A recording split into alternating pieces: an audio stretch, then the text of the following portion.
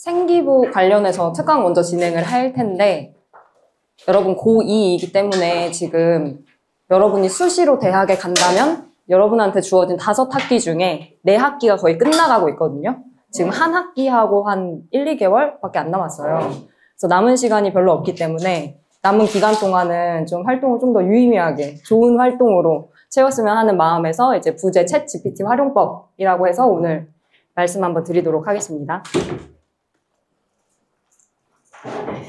그래서 여러분들이 본인의 생기부를 적어도 한 번 이상은 보셨을 거예요.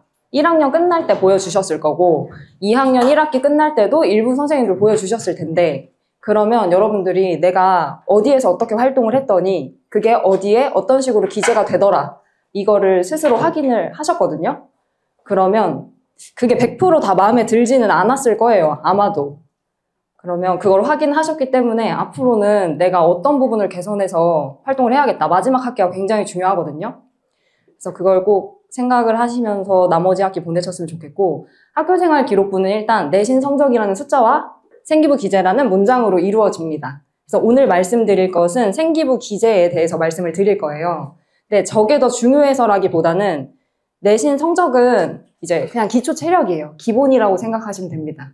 그래서 근력 운동에 비유를 하면 얘는 코어 근육, 우리 몸을 지탱하는 코어 근육이라고 할 수 있고요. 그럼 내가 코어 근육을 갖췄으면 내가 하체를 더 키워야겠다, 어깨 후면을 더 키워야겠다 하면서 나를 차별화할 수 있는 요소가 있죠. 그게 생기부 기재라고 할 수 있습니다. 그래서 여러분들이 나를 좀 차별화하고자 한다면 수행평가, 과제, 발표 이런 것들을 좀 열심히 하셔야 되는데, 여러분들이 지금 요즘 거의 다 사용하고 있는 챗 GPT라는 도구가 있죠. 그래서 이걸 활동해서 사용하는 게 나쁘다는 말이 전혀 아니라, 이런 도구가 우리 손에 쥐어졌으면 이걸 어떻게 영리하게 사용할 수 있을까를 생각을 해보셔야 돼요. 네, 여러분한테만 있는 도구가 아니라 전국에 있는 모든 고등학생들이 이걸 사용을 하고 있습니다. 그러면 그 중에 과연 내 세특이 더 특별하다고 할 수 있을까?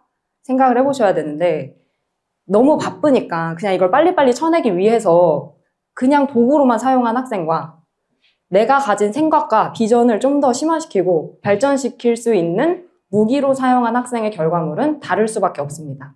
그래서 여러분들이 도구를 사용할 때는 좀 생각이라는 걸 먼저 하고 그걸 발전시키는 걸로 사용을 하셔야 되는데, 일단 이제 구체적으로 어떻게 사용하면 좋을지를 말씀드리기에 앞서서 여러분들의 개성이라는 게 가장 중요하다, 이걸 말씀드리려고 제가 썸네일을 가지고 왔어요.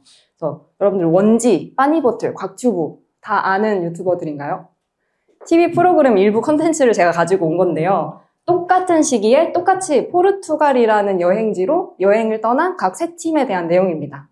그래서 같은 시기 같은 도시에 갔는데도 보시다시피 굉장히 다 다른 내용의 여행을 하고 있거든요.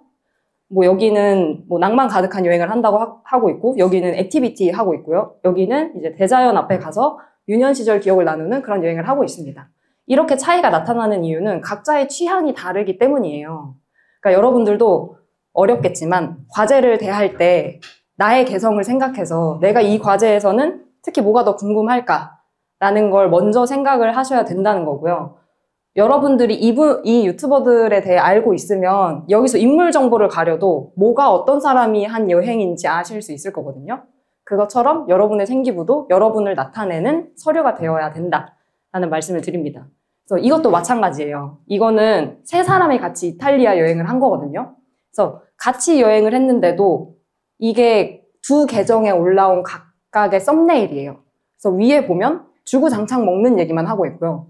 아래는 좀 더 다양한 여행 컨텐츠를 다루고 있죠. 그래서 이처럼 여러분들도 이제 3학년이 마무리되면 생기부가 완성이 되고 수십 개의 과목을 다룬 상태가 될 텐데, 그 과목에서 좀 일관된 정체성을 유지하는 게 굉장히 중요하다.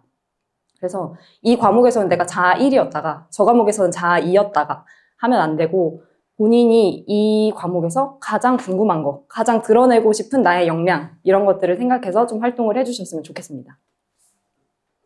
그래서 지금 이제 여러분들이 gat혀있는 굴레를 제가 한번 나타내 봤어요. 그래서 수행평가, 중간고사, 수행평가, 기말고사, 그리고 발표하고 보고서 제출하고 요 한 바퀴를 돌고 계시거든요. 근데 여기에 갇혀 있는 건 여러분뿐만이 아니라 학교 선생님들도 마찬가지입니다. 그렇기 때문에 여러분들도 과제를 AI로 하지만 선생님들도 AI로 요약 기재 해주시고요. 이제 대학에서도 AI를 사용한다고 하죠. 그렇기 때문에 이렇게 모두가 같은 도구를 사용하고 있으면 나를 드러낼 수 있는 건 결국 나밖에 없습니다. 그래서 결과의 질을 좌우하는 것은 도구 활용 능력이고요. 여기에서 도구라는 단어에 집중을 해보시면 챗GPT는 우리한테 도구여야 되는 거거든요. 근데 대다수의 학생들이 본인이 도구가 됨을 자처하고 있습니다. 그래서 과제는 챗GPT가 하고 나는 선생님한테 과제를 전달하는 도구가 되는 거예요. 그래서 그렇게 되면 안 되고 내가 정말 얘를 도구로서 사용을 할 수 있어야 된다. 그래서 지금 보여드린 것처럼 생기부 제가 생각의 기록이라고 해놨는데 내 생각의 기록이어야 합니다. 이제 지금은 AI 사용 이제 접근성이 굉장히 좋아져서 생기부가 다 평준화됐다고 하거든요. 상향 평준화됐다고 해요. 이제 모두가 다 이제 좋은 주제, 되게 화려한 주제를 할 수 있게 되었기 때문에 그렇게 말을 하는데 한 2, 3년 전까지만 해도 굉장히 어려운 주제를 선정하거나 이제 AI의 도움을 받아서 화려한 주제를 선정하면 그게 나의 강점이 될 수 있었거든요. 어떻게 고등학생 이런 주제를 막 이러면서 이제 강점이 될 수 있었는데 이제는 더 이상 그게 내 강점이 되지 않는다. 이제는 나의 생각의 흔적이 담긴 활동이 오히려 더 강점이 된다. 그러니까 여러분들이 활동을 하실 때 무조건 다 매끄럽게만 하려고 하지 마시고 그냥 내가 이 과제를 하면서 어떤 난관이 있었는지, 어떻게 극복했는지, 결국 극복 못한 문제가 있었는지 이런 개인적인 게 담기는 게 오히려 더 좋거든요. 그렇기 때문에 그 부분을 좀 생각을 해보셨으면 좋겠어요. 그래서 우리가 쓰는 도구에 대한 특징을 이제 먼저 말씀을 드리려고 하는데 쓰면서 아마 다 느껴보셨을 거예요. 그러니까 뭐라고 물어봐도 굉장히 보편적인 답변을 해주고 그리고 일부는 사실이 아닌 걸 말해주기도 하고 이런 특징이 있습니다.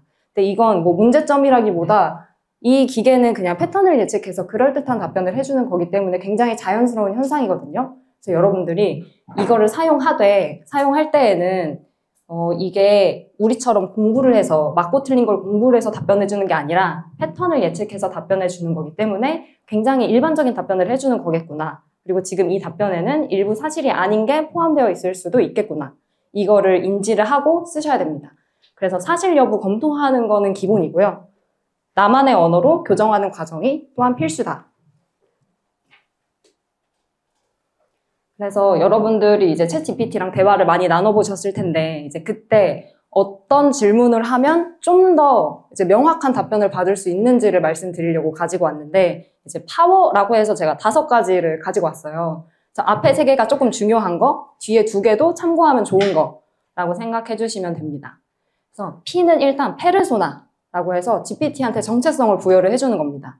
그래서 너는 윤리와 사상 교과목을 공부하는 고등학생이야. 처럼 정체성을 지정해주면 걔가 좀 더 나한테 맞는 답변을 해줄 가능성이 높아지겠죠. 그리고 2번째는 내가 희망하는 산출물 형태를 명시하는 겁니다.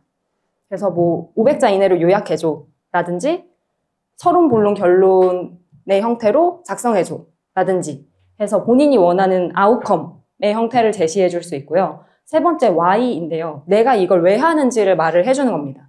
그래서 내가 지금 윤리와 사상과 심리학을 융합한 주제를 구상하고 있어. 그런 식으로 질문 의도를 전달해주면 좀 더 명확하게 내 의도에 따라 답변을 해줄 가능성이 높아집니다. 그래서 4번째는 이그젬플 예시인데요. 이제 내가 과제를 하는 와중에 굉장히 참고하고 싶은 사례를 발견을 했어요. 그럼 그걸 통째로 얘한테 전달해주면 걔가 그걸 따라서 답변해줄 수 있거든요. 이것처럼 만들어줘, 이것처럼 작성해줘 라고 통째로 예시를 전달할 수 있습니다. 그리고 마지막은 리스트릭션 제한사항 제시하는 건데요. 이제 내가 받은 과제의 가이드라인 바깥에 있는, 그러니까 하면 안 되는 것들, 내가 원치 않는 것들을 공유를 해주는 겁니다. 그래서 너무 어려운 용어의 사용을 피해달라라든지 이런 식으로 이야기를 해서 질문을 하면 좀 더 시간을 줄일 수 있고요. 굉장히 내 마음에 드는 답변을 받을 가능성이 높아집니다. 그래서 이제 굉장히 보편적인 답변을 준다라고 저희가 살펴봤는데 그러니까 여러분이 질문을 할 때 먼저 생각을 해서 질문을 해야 된다. 좋은 질문을 해야 좋은 답변이 따른다. 라는 겁니다. 그래서 저희가 나쁜 예시랑 좋은 예시를 하나씩 보여드릴 텐데요. 일단 이건 나쁜 예시로 제가 가지고 온 거예요. 그래서 여러분이 윤사를 만약에 배운다는 가정하에 탐구를 해야 되는데 그냥 정약용의 실학에 대해 탐구할 주제를 추천해줘 라고 던지면 얘가 막 10개도 넘는 주제를 추천을 해주거든요.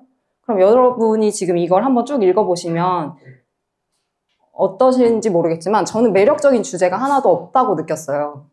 네, 그래서 이렇게 읽기도 별로 싫고 귀찮고 마음에 드는 건 없고 그러면 추가로 어떻게 또 나쁜 질문을 할 수 있냐면 됐고 심리학과 관련 있는 주제로 추려달라 라고 말을 해봤어요. 그랬더니 얘가 또 엄청나게 많은 답변을 해주거든요. 여러분 이거 읽어보시면 제가 어이없었던 게 4번 한번 보시겠어요? 정약용의 심리적 백성 이해랑 집단 심리학을 탐구를 해보래요. 말이 좀 되는 것 같아요. 네. 5번 보시면 정약용 감정 조절까지 나왔거든요, 지금. 그래서 이게 되게 그럴듯해 보이지만 가만히 읽어보면 좀 애매한 것들이 많단 말이에요. 그래서 이렇게 질문하면 안 된다. 근데 여기에서 또 어떻게 또 질문을 할 수 있냐면 됐고 뻔한 거 말고 우수한 걸로 골라줘. 계속 도돌이표예요. 그러니까 시간은 시간대로 버리고 내가 원하는 건 얻지 못하고 이렇게 중학생처럼 고1처럼 더 이상은 사용하시면 안 된다. 그래서 주제를 정하실 때 기본은 본질은 교과목 개념입니다. 생기부는 어쨌든 교과목 위에 세워지는 거기 때문에 교과목 개념이 본질이고요. 탐구 주제로 가는 가운데에는 나의 생각이 있어야 된다는 겁니다. 그러니까 여러분들이 질문을 할 때 당연히 이제 시간을 줄이고자 이런 도구를 사용하는 거지만 질문하기 전에 조금만 품을 들이고 시간을 들이고 내가 생각하는 시간을 가지면 좀 더 좋은 질문을 할 수가 있습니다. 그래서 아까와 같은 걸 제가 좀 더 구체화해서 질문을 해봤는데요. 이제 뭐 정약용의 실학에 대해 추천해줘 라고 할 게 아니라 정약용 이론 중에서도 내가 특히 궁금한 거를 먼저 골라봐요. 그래서 성기호설이라는 걸 제가 골랐거든요. 그래서 이 GPT한테도 먼저 정체성을 부여를 해주죠. 너는 윤사를 배우는 고등학생이야. 그리고 내가 지금 뭘 하고자 하는지 수업 시간에 배운 정약용의 성기호설을 활용해서 인간의 본성을 탐구하고자 한다. 그리고 거기에 어떤 것을 참고하고 싶은지 이거는 여러분이 조금 시간을 들여서 현대심리학 개론 뭐 이런 책을 펴서 목차를 보고 키워드만 봐도 알 수 있는 것들이거든요. 그래서 이렇게만 좀 더 구체화해서 질문을 했더니 좀 정성스러운 답변이 나옵니다. 그래서 보면 이 마지막에 이제 이 두 사상을 결합하면 인간의 본성이란 선천적 본질이라기보다 개인의 경향성으로 해석할 수 있겠대요. 그래서 제가 추가로 질문을 하지 않았는데도 제가 탐구 방향을 제시해달라고 했잖아요. 그래서 탐구 전개 방향까지 얘가 말을 해줍니다. 그래서 보면 뭐 정약용 살펴보고 올포트 살펴보고 대비한 다음에 결론을 도출해봐라. 이런 식으로 제시를 해주거든요. 그럼 아까보다는 좀 더 내가 얻을 게 있는 답변이 나왔다고 할 수 있고요. 그러니까 이거를 그대로 가져다 쓰는 게 아니라 이제 여러분이 도구랑 같이 생각하는 힘을 길러야 되기 때문에 추가 질문을 또 해볼 수 있습니다. 그래서 제가 답변은 잘라서 가지고 왔어요. 근데 보면 읽어보면 마음에 안 드는 게 있을 수 있잖아요. 내 생각은 그렇지 않다. 나는 그거 전에 이거를 선제적으로 분석해야 된다고 생각하는데 수정해서 다시 답변을 한번 해달라 라고도 할 수 있고 여기에서 얘가 추천해준 개요에 반론을 제기해 볼 수도 있겠죠. 그래서 반론을 제기하고 내 의견을 제시한 다음에 그러면 내 의견에 다시 또 반론을 제기해봐 라고 할 수가 있습니다. 이런 식으로 GPT랑 되게 피상적인 대화만 나눌 것이 아니라 여러분이 GPT의 대답도 살펴보고 내가 참고한 책이랑도 비교를 해보고 해서 좀 상대 토론자로서 GPT를 활용할 수 있는 단계까지는 3학년 1학기 때는 그렇게 좀 활동을 하셨으면 좋겠다는 생각에서 공유를 드립니다. 그래서 탐구 주제를 정하기 어려울 때에는 이제 가장 기본은 교과서거든요. 교과서이기 때문에 내가 막 무조건 화려한 어떤 주제를 해야 된다고 생각하지 마시고 내가 학습 성취 수준을 충족시켰음을 드러내고 싶으면 어떤 활동을 하면 좋을까라고 생각해봐도 되고 각 단원의 학습 목표들 들어가 있잖아요. 그게 이제 종이가 남아서 써져 있는 게 아니거든요. 그렇기 때문에 학습 목표를 단원마다 이제 한번 살펴보고 이거를 드러내려면 이걸 탐구하는 게 좋을 것 같은데 라고 가장 먼저 교과서 보시면 되고요. 그 다음에는 이제 각종 도서 그리고 논문을 살펴보고 AI는 그 과정을 좀 더 원활히 해주는 도구 그리고 내 막 흩어져 있는 생각들을 좀 더 이제 통합할 때 도움이 되는 촉매로서의 도구 그리고 아까 말씀드린 것처럼 좀 더 깊게 탐구할 수 있는 상대 토론자로서의 도구로 사용을 하시면 좋겠습니다. 그래서 오늘 말씀드린 것 요약인데요. 일단 화려한 주제는 더 이상 여러분들을 차별화해주지 않는다. 그래서 학생 개인의 호기심이 가장 큰 경쟁력이다 라는 겁니다. 그래서 교과목 충실성의 중요도가 오히려 상승했고, 그리고 이러한 시대에 면접을 통한 검증이 강화됐다. 그러니까 여러분들이 나중에 종합전형을 쓰고 면접까지 볼 거를 감안해서 내가 소화할 수 있는 활동만 하는 것도 좋은 방법이다 라는 겁니다. 그래서 GPT를 그냥 대필 머신으로 사용하시면 안 되고 활동의 주체가 나인 것을 유념해서 활동을 하셨으면 좋겠어요. 그래서 이제 단순히 시간을 줄이는 효율성 도구보다는 효과성을 키우는 도구로 사용을 해서 남은 한 학기 그리고 반을 잘 마무리하셨으면 좋겠습니다. 네, 감사합니다.